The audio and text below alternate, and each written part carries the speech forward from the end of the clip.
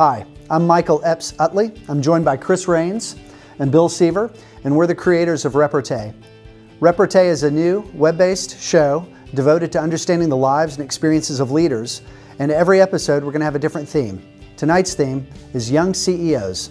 Yeah, we got two great young CEOs for this episode. Our first one is Matt Rubinstein. Matt is the CEO of LiveSchool. LiveSchool is an online platform that better enables educators to regulate student behavior. Matt founded LiveSchool around 3 years ago. It's a startup. It was founded right here in Nashville, Tennessee. Yeah, and our other guest is Daniel Houghton. Daniel is actually the CEO of Lonely Planet. Lonely Planet is a 41-year-old company, but it's the largest single publisher of travel guides in the whole world. And so we just finished recording our show, and we're really excited for you to see this tonight. Thanks for being a part of the audience. We're glad you're here. Welcome to Reparteé.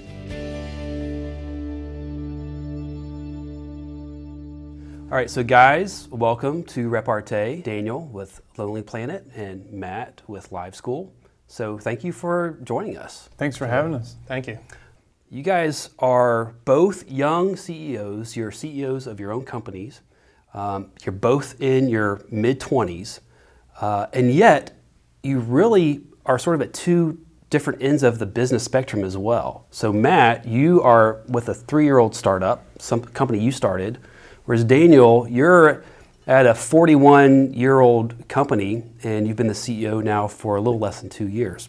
But I think another thing that is really fascinating is that you both are really sort of trying to move analog ideas into the digital age. So I'm curious what you're facing, what sort of barriers or opportunities you see with moving from some analog ideas with your business to the digital age. First of all, I would say, I think some of the most interesting companies right now are being born who are trying to take analog process and problems and solve them with sort of new technologies. I think, especially for us, we're an education company.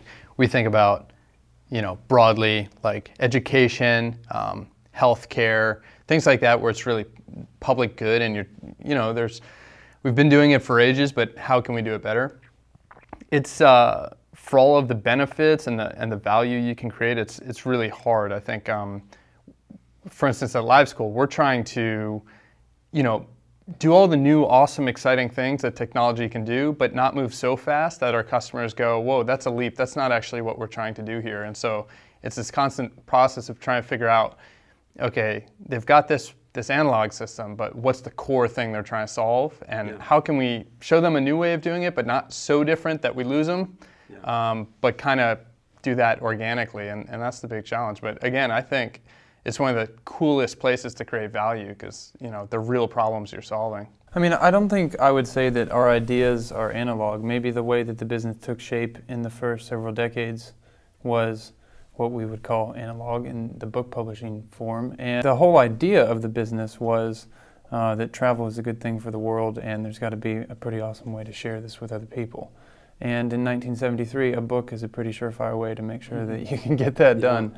There were early versions of travel guides going back to Baedeker in Germany before World War II, so it wasn't necessarily a new concept, but what Lonely Planet did really differently and has always done differently is kind of told the truth and always been independent. We're not part of a big publisher. I don't view us as only a publisher. We're a content business and a global brand. Publishing happens to be one of the big things that we do. We're the largest travel publisher in the entire world, so we're pretty good at it. I think that any sort of business in the media industry or content business or whatever it is, all of those are going through a tremendous amount of change right now. And the difficulty is that people don't fear change. They fear change if they don't understand what the change is. And so that's I think when you come to difficulty in trying to transition an organization that wasn't started by me.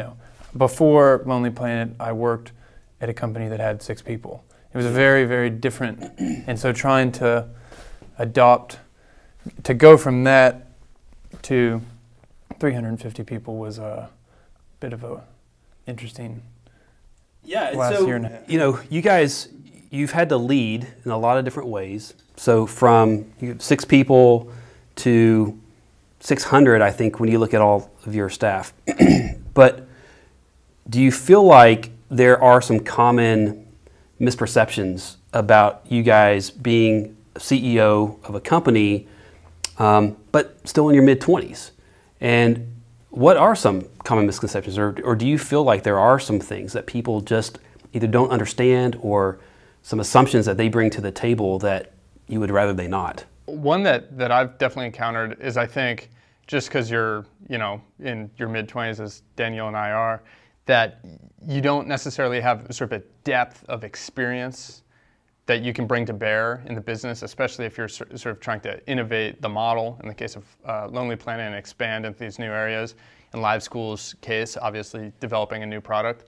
I think that kind of gets it backwards. I think that being so young and synthesizing information from different domains and understanding sort of from an internet native's perspective how things are developing gives us, I would argue, a huge competitive advantage over older counterparts, at least when it comes to innovating. Maybe not traditional management, but certainly creating new products and services. I mean, look, I think there's pros and cons. I mean, I have an undergraduate Bachelor's of Arts degree from a small state school. And I made an A in accounting, lucky enough, because my girlfriend's mother-in-law was a CPA. I wish I had paid a bit more attention. Learning how to read a multinational company's profit and loss statement was not something that I learned as a photojournalism major, right? Yeah. So there are certainly things that experience or more time, I think, would have given me an incredible benefit on. I wonder, I guess an assumption I have is that you guys maybe are guilty until proven innocent. So, maybe, ideally you would be innocent until proven guilty, but I just can't help but wonder if there is a sense that because of youth and because of inexperience, that you maybe get a bad rap, or you aren't expected to do something, or you're expected to fail quickly because maybe there aren't decades of work experience. I think I honestly don't spend too much time thinking about that. Yeah. So I probably won't have a great answer, but I think you could swap me for you and roll back 2 years and put you in my shoes, and I think that they'd probably be asking the same questions. I think, the fact that I was 24 at that time probably just added a deeper layer of confusion, but that wasn't, I don't think ultimately they care how old I am. I think they just care the direction that we're going in. I really deeply care about people, especially the people that work for us and are trying to, get up every day and solve the same problems as me. So, that was a terrible thing to have to happen at the beginning, but, I hope that it, kind of proved, something kind of early on. But I don't know. I guess we have to ask them. Do you feel like you've seen that? I agree. I think being young it's a factor, as Daniel said, in the same way any factor would be, if you have a technical background or not, or if, there's a wide range. But I think at the end of the day, your ability to crystallize, articulate, and manage, the execution of your vision and where you're trying to take the business, that novelty stuff wears off pretty quick. Okay, 26-year-old, cool. What's our plan? Let's execute, and I think that stuff is the meaningful stuff that people latch onto is, are we going in a good direction? Are we excited about the business? Are we growing? And so do you feel like it's an issue maybe for some people for a while, but then ultimately it's time to get down to business and just lead and try to be successful? Yeah, I think it's something that's easy to latch onto before you've gotten into sort of the substance of who someone is and what they're trying to accomplish. It's I don't want to say superficial, but that's sort of where my mind's going. It's what from a distance people would see, oh, young, must be inexperienced, but sit down and talk to me or talk to Daniel about our businesses and we have real things to say. And so, I think it's getting used to it. And of course, on the West Coast, people have been used to this for a while, like really young people founding, leading, building awesome businesses. So yeah, do you feel like there's a young CEO out there who has really kind of proven that model of just saying they may be young, but they're doing a great job. I watched a couple years ago at a conference in San Francisco, Aaron Levy from Box speak. Aaron's probably, I don't know, maybe he's 28 or 29. He's a couple years older than us. And that was kind of in earlier days in Box, and I was not in my job at Lonely Planet. And I was just really, really impressed. I had no idea how old he is. And he looks older than he is. He looks like he's a 30-something average executive, but he's not. He's he's in his late 20s, and I was just really impressed with the way that he handled that. And I just started following the company after that, and he's in a really diverse. I mean, he started it in his parents' basement, and he's in competition with Amazon and Google and Dropbox. Like this is not the little leagues, and you know. They've had a lot of challenges. At least, you know, it's funny when you run an organization and then you see what gets written about it, and then you wonder if what you read is the truth or not. I like to joke that, you know, when people ask me if such and such is true, I say, do you believe everything you read on the internet? But you know, they filed for an IPO and then they delayed it from market conditions, and I've just been really impressed with how they've managed to pivot and but stayed true to their core business the whole time and focus on the enterprise, where Dropbox went after consumers. And it's not a business I really know anything about as it relates to cloud infrastructure, you know, outside of how we utilize it at Lonely Planet. But I've just been impressed with the way that he's handled himself. Do you have somebody you look Yeah, to? stole my example, to be honest. There's not a ton of them, to be, you know. He's But a great example. don't most people go to Zuckerberg? Well, that was my second isn't example. that where So most between the people two go? of you, you're stealing all my examples. No, take it. Go Yeah, ahead. those were them. I think Aaron Levy is really impressive, and Mark Zuckerberg, I think, sort of a cliched example, but why it's interesting is, you know, he built this company and everyone said, oh my gosh, what phenomenal growth. But as they were getting ready to IPO, he'll never be able to sort of be the steward of this transition and you know, being more serious about the revenues and their transition to mobile and, you know, everything they were doing. And he brought in good people around him who could help make it happen. And he's been really flexible, and he leads a obviously phenomenally impactful business. So yeah, young people can do it for sure. All right, so you guys deal with your fair share of criticism from maybe people who work with you, people who don't know you, people who have read something on the internet that may or may not have been entirely true. So what would you say is maybe one fair criticism of perhaps you, your leadership, or your company? And then do you think there's an unfair criticism about your leadership? One of the best pieces of advice, and there's been many, but one of the things that I heard this year, because I just paid attention to it, was Tim Cook's interview on Charlie Rose, and he was kind of asked that same question.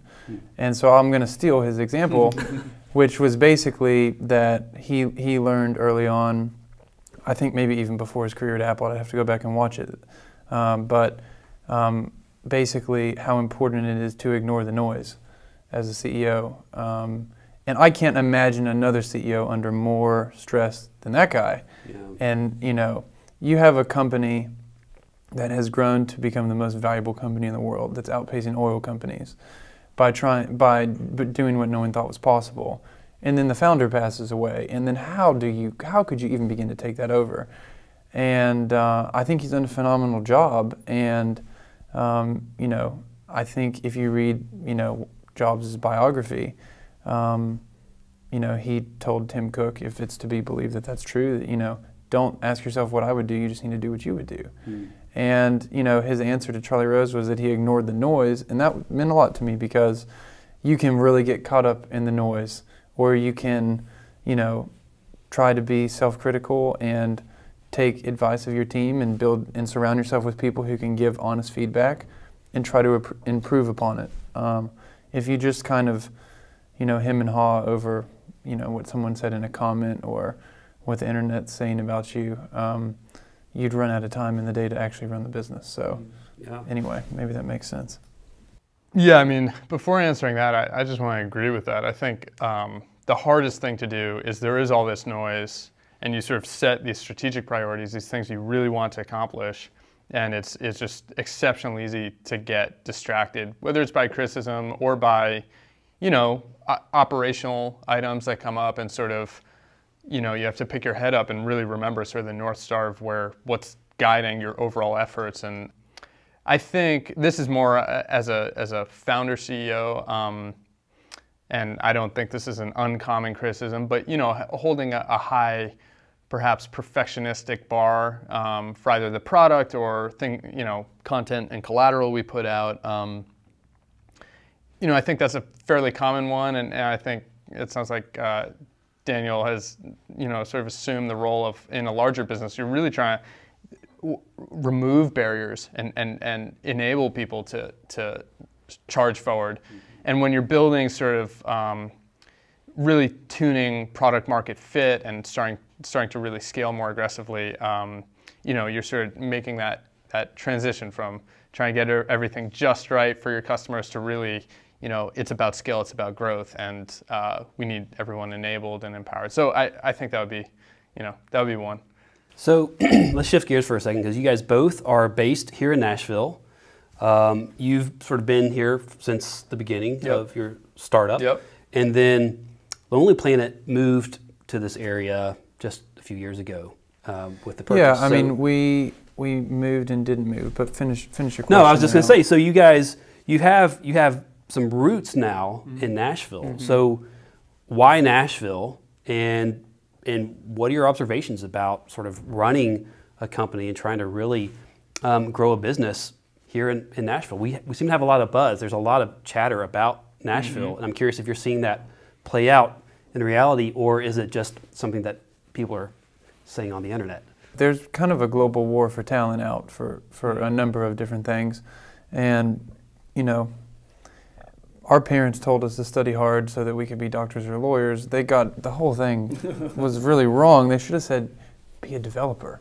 Yeah. And, you know, you can get out of school and make an insane amount of money and not, you know, not even need a 4-year degree. You don't need a degree at all if you can, you know, if you can code and you're effective at what you do. But, you know, look, we've got an office in the Bay Area, so people thought we were a little nuts to try to hire developers at a scale that we actually require in this area and at a talent level that we require. I'm competing with Facebook and Google and, you know, companies of that caliber for talent because I need really senior back-end engineers. We've recruited people from all over the place, but we have found a significant amount of talent here in this market. It's there if you look hard enough. The best people and the most talented people aren't looking for jobs. You have to go find them. And, you know, I've got 2 full-time recruiters that are looking for people constantly. I've never believed that it's never going to function unless, you know, you go out to Silicon Valley. If you're trying to recruit at scale, which we are, I was here beforehand. I knew that there was talent here, and, you know, it's proven to be true. I've had some of my most talented people have just come back from 4 or 5 years out in San Francisco at Airbnb or Medium or Salesforce or whatever it is, and they're ready to like come back and live in a place that's not quite like that, that has a great school system like Williamson County has. It's just renowned over the entire country. It's a nice place to live, and Tennessee is fairly business friendly, so, you know, it's a nice place to raise a family. And you can't work 200 hours a week and be 20 forever. So at some point, you're going to want a nice place to live. And I think Williamson County really offers that. Yeah. What about for you? Well, I agree. I mean, I think technology, well, basically tech and creative talent are, you know, what make a web-based business go. Yeah, I was interested and excited to hear that, Daniel, you guys have really been able to attract a lot of folks to Franklin. I think that's something I would love to see more of, and an increasing inflow, hopefully, of folks, especially from the coasts, talented developers who, you know, choose for all the reasons Daniel mentioned to come to Nashville. I think cost of living is lower. There's this amazing energy in the city. There's a lot. And I think it would be phenomenal for the businesses here, especially businesses, like I mentioned at the beginning, that are trying to innovate in education or healthcare, sort of solve, or even travel, solve, you know, a bit more real world problems, and like how you're going to disseminate your latest party photos or whatever. And I think there's something attractive about that. The other reason that we picked Nashville, in a sense, aside from getting started here, is it already has sort of this lineage of being a really creative city. And I think a lot of that transposes to startups specifically very easily. So like all the roots in music and just people's ways of thinking and innovating there, I think really naturally sort of flow over to the startup lifestyle and ways of thinking. And so, you know, I think it's kind of a natural fit that this could really become a great hub of startups nationally. So I think it could you know, perceptually be kind of the next Austin and what Austin became. Yeah. And you know, there's certainly the right ingredients, is what I would say. And you know, for us, yeah, we're down in Franklin, we're 10 miles away, but we have a ton of people that live in Nashville or live in East Nashville or whatever. And you know, it's a pretty cool place to come and live. And you know, people will follow the jobs, so you have to go out and decide that you're going to do that first and then see what happens. Yep. Here's my last question for you guys. And I think it's a combination of thinking about your business, leadership, and where you hope for your companies to go. So what will you need to have done over the next 12 months to know that you didn't just waste the last year of your life? As you look ahead to these next 12 months, what is it you know you want to accomplish, so you look back and say, I did not waste that year? Well, I mean, we know our goals. We're trying to double the business this year, and I think we're on track to do it at least. And so, you know, definitely don't think I'll have wasted the year. And I think also, you know, always having learned new things is always a powerful way to look back and feel like time was not wasted. If you've learned new things, you're going to take that into the future. And so I feel that way for myself and also my team, everyone I work with. If they've learned new things, new skills, and approaches that are going to stick with them and as they move forward, that's, you know, very rewarding as well. I mean, for us, look, we've been for the last 18 months working really, really hard to be successful across all of our products in our ecosystem. We've got a number of different platforms that we work on, that we produce content on, and then kind of a number of different products. We have a magazine in 14 countries. We publish 500 titles. You know, everything we do on the web, on mobile. There's a lot going on for us. And 12 months from now, I hope we're just further down the line, and know we will be if I look back over the last 12 months. And I hope our staff is as excited as they are now for what we're trying to achieve. And hopefully we continue to grow. We've been very fortunate to grow in some markets and in some kind of industries that are in incredible challenges right now. We outpace the market. If you look at traditional guidebook publishers, they're kind of in decline, and we're not. We're selling more guides every year than we did the year before. So those are good numbers to look at. You just can't hang your hat on that, and you just kind of can't stop, and you have to keep going. And the concept of never being done with something, nothing's ever done. Yeah. The homepage isn't done now that we released another version of it, and our destinations aren't done, and we're not done with the guidebooks because that was successful. We're going to continue to innovate, and as long as we keep that spirit and keep working hard, I think we'll be very proud about what we can achieve in the next year. Well, guys, thank you for being part of Reparteé. This was our first episode, and I just really appreciate you guys being part of this with us. And we hope that your next 12 months are very successful and that you'll continue to lead well. Thanks. Thanks for having us.